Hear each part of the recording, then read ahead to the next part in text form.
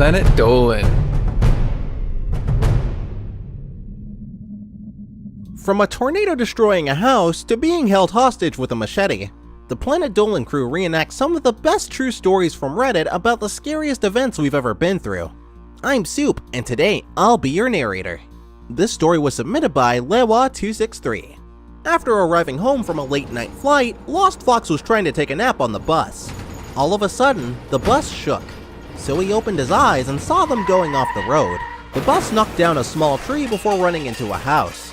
Smelling gas, everyone thought the bus was going to explode, so they all got out through the fire escape window. Everyone, including Lost Fox, walked away with only minor injuries. Luckily, nobody was in the house at the time of the crash. This story was submitted by Purple Flurp. Spinal Palm was randomly attacked one night by a group of people. One of them stabbed him in the face, and the knife blade stuck between two teeth. He went to the hospital and had to get his jaw wired. A month later, Spinal Palm had to go back to the hospital. The panic and fear he felt in the night he was attacked and then waking up from surgery with his jaw wired didn't compare to the day that he had to get his jaw unwired. Instead of being put under, the hospital staff froze his face. 5 people held his head down while surgeons ripped out each wire. Spinal Palm couldn't scream because he was choking on blood.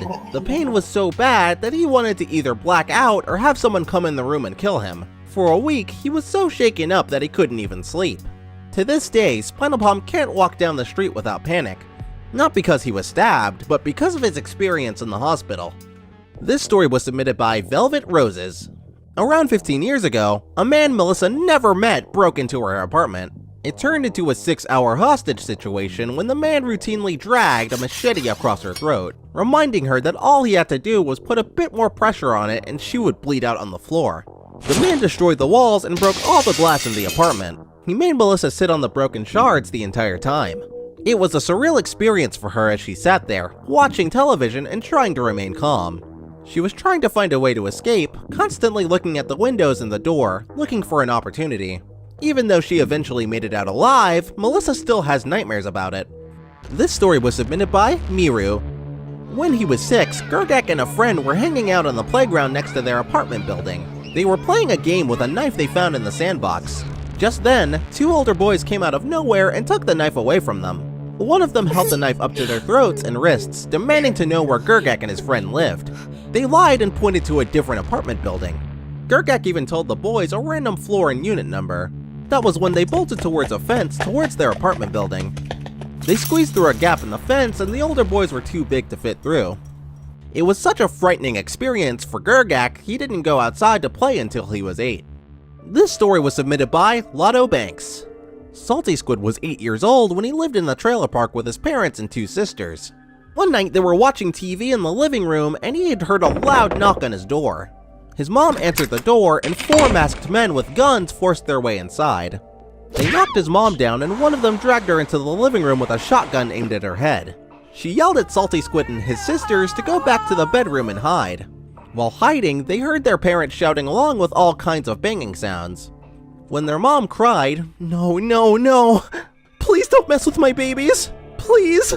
Hiding under the covers and crying, Salty Squid and his sisters heard the bedroom door open.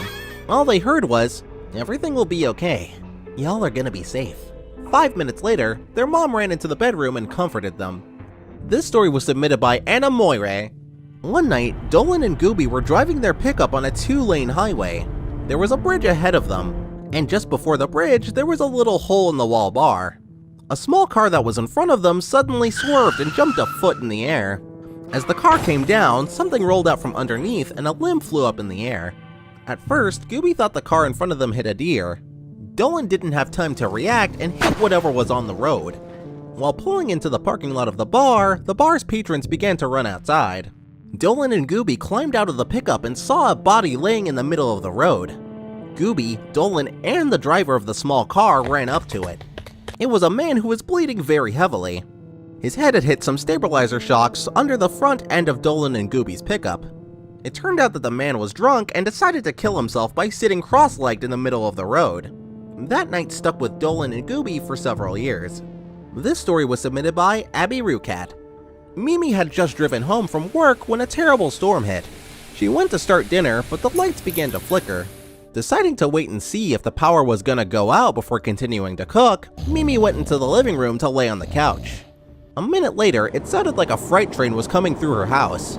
The ceiling fan crashed down on her, and then a couple of trees came through the ceiling. It turned out that a tornado had hit her neighborhood and uprooted 7 trees. The events of that night haunted Mimi for a long time. This story was submitted by Decalex.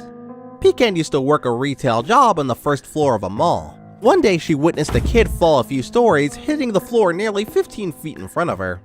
The kid looked lifeless as people gathered around. When he began to seize, she tried to help security keep people from huddling around him. The paramedics eventually arrived and took him to the hospital. For the next several months, every day, Pecan felt panic whenever she went to work.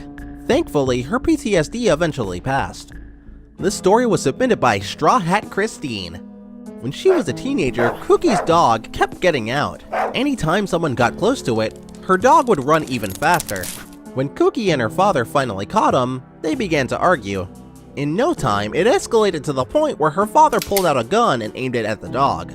He threatened to shoot it if it didn't start behaving. As soon as Cookie began to challenge her father about shooting her dog, he aimed the gun at her. It turned out to be one of the longest moments of her life. This story was submitted by Wannabe Wise. As a kid, Charky made a makeshift zip line between 2 trees in his yard. All he used to make it was an old shirt and some old rope. He went to go across it after sunset, but his shirt got caught in a broken off branch. It started to choke him. Charky thought that he was as good as dead because he couldn't yell very loud due to being choked. He held onto the zipline shirt for dear life when he saw one of his older brother's friends walking down the sidewalk. His brother's friend saw Charky hanging there and rushed over. He was able to get his shirt off the branch and save his life.